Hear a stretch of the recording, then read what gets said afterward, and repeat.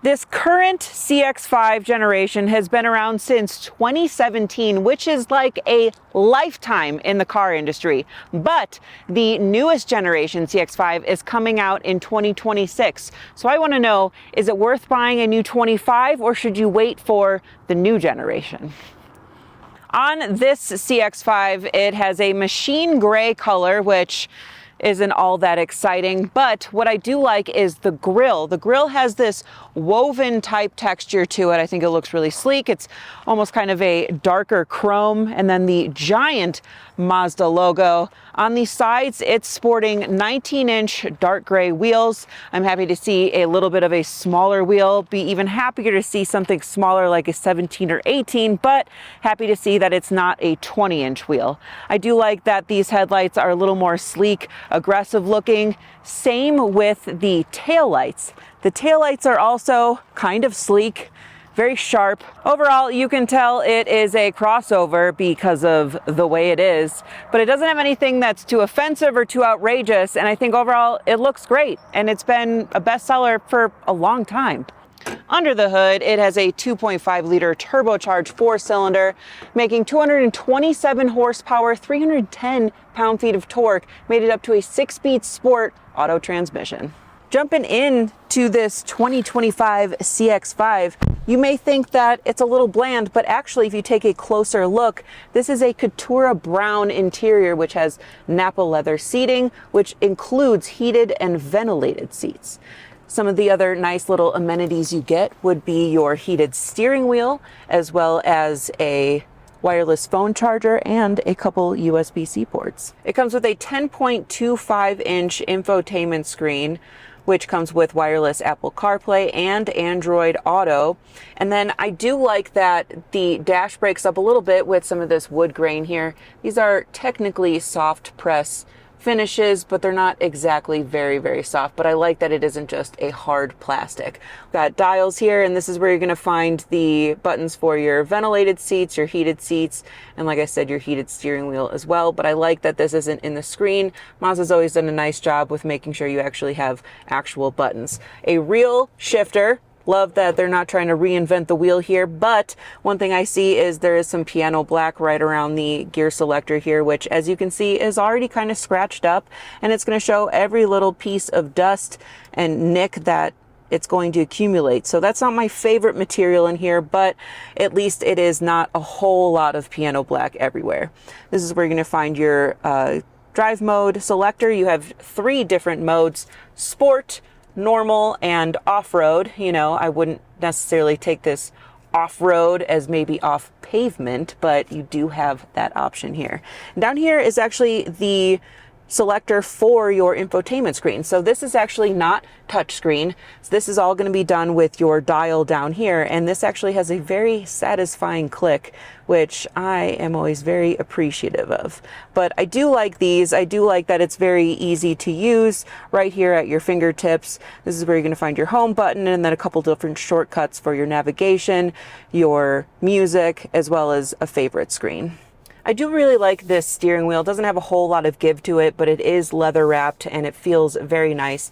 It has flat black buttons, which I prefer over that piano black. This is where you're going to find your volume control, including your next and previous track.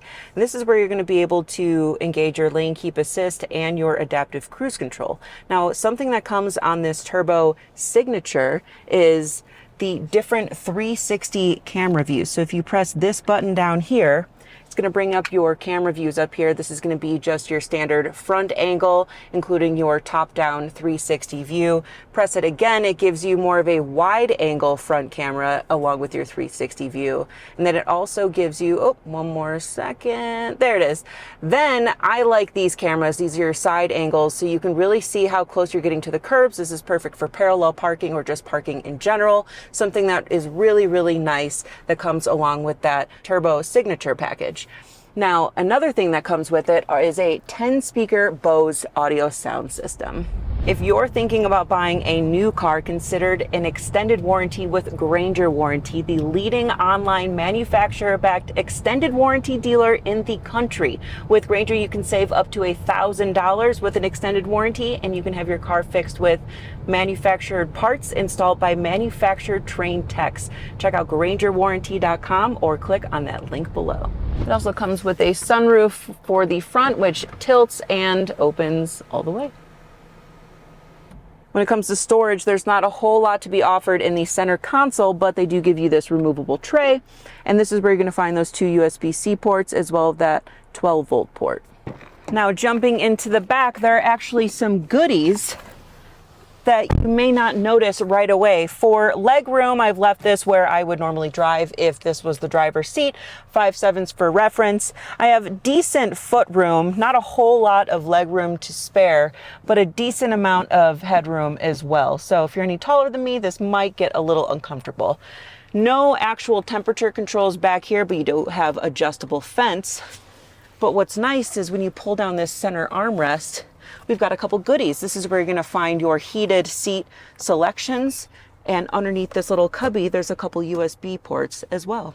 Checking out the cargo of the CX-5, about 29 cubic feet behind the second row. But one of my favorite things is underneath this subfloor, you will find a spare tire. That's right, no tire mobility kit for you, but an actual spare. This is where you're going to find your Bose subwoofer as well. If you need more space, you can actually drop down the second row from these levers here, and it jumps up to 58 cubic feet.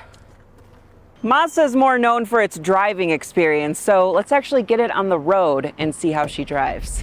That 2.5 liter turbocharged certainly packs a punch. May only be 227 horsepower, but 0 to 60 in 6.2 seconds is still a pretty quick time, and not a whole lot of people need anything more than that. But what I love is this 6-speed sport auto transmission with paddle shifters, and not to mention the cornering in Mazdas has always been known to be quite fantastic. It's just such a fun little vehicle to drive, and downshifting is just that much more fun. This may not be the most comfortable ride. You know, I wouldn't say that this suspension is necessarily soaking up all of the imperfections, but this is certainly a very fun experience. Like I said, these corners are handling very, very nicely. It's very responsive. This has always been a driver's experience type vehicle, and CX-5 has done a great job with that, especially with being, you know, a 5-seater crossover. It may not have the most room, but this is still adequate for what most people might need. And not to mention a pretty decent fuel economy at an average of a combined 24 mpg for both city and highway. That's not bad. Couple great things that I do really like about this, especially for highway driving. Like I said, not only that lane keep assist in the adaptive cruise control, but we also have a really nice head-up display that does have some color into it, that also has sign recognition. Not only is this obviously very fun to drive, but I will say these seats are very, very comfortable. These Katura Nappa leather seats are very nice to sit in. Not to mention, it is a toasty day out in Colorado today, so I definitely have those ventilated seats on. But I have to say, it's a very, very comfortable and fun driving experience. Now, the CX-5s are capable of towing, but only up to about 2,000 pounds, so nothing to be too excited about. But that does beat out its competitors like the Volkswagen Tiguan and the Honda CR-V. The CX-5 starts at only about $30,000, which, hey, I'm not gonna tell you that's cheap, but in today's market where the average price of a new vehicle is $48,000 to $50,000, that is a pretty good price. But this is the top dog turbo signature, which means this has a price tag of just a little over $42,000. So not the most inexpensive thing in the world, but still coming in under some of its competitors, as well as what the average cost of a brand new car is today.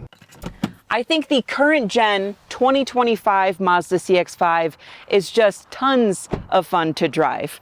But that leads me to be even more excited for what Mazda can produce for next generation CX-5. So I think I would hold off. Let me know what you guys would do in the comments below. Check out alltfl.com for even more videos. This is Jen. We will see you next time.